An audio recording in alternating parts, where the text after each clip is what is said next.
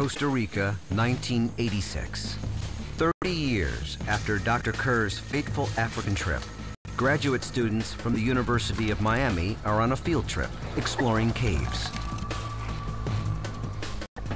Moving ahead of the group, 24-year-old In Sain Oy climbs into a deep crevasse. He's not alone. As he sweeps his flashlight around the interior of the cave, he startles a huge hive of killer bees. And these guys don't like surprises. They quickly retaliate. Stingers pierce his flesh, injecting venom into his bloodstream. As the bees try to fly away, their stingers are ripped from their abdomen. Defending the hive means certain death. But even without the bee, the stinger keeps pumping venom for as long as a minute. In Sain Oy quickly slides into a life-threatening condition known as anaphylactic shock. Like all victims, just how quickly depends on the dose of venom and his own sensitivity. Blood pressure plummets to a dangerously low level.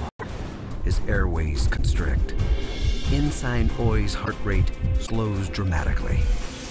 In most cases, a shot of adrenaline would jumpstart the heart, elevating his blood pressure, saving his life.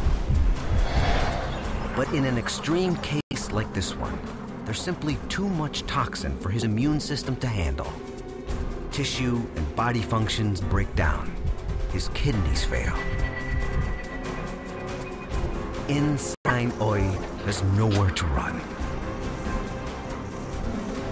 Each sting is sending out a chemical signal to the rest of the hive to keep up the assault.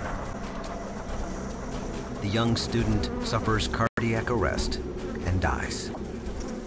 He was stung over 8,000 times, nearly 8 times the number of stings required to kill a man his size.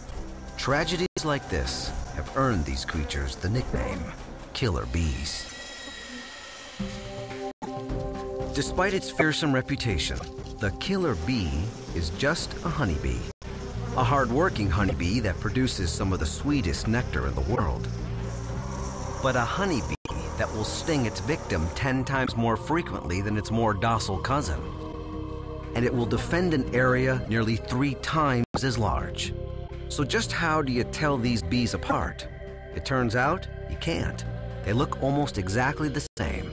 Even the sting of the Africanized bee is virtually identical to an ordinary bee.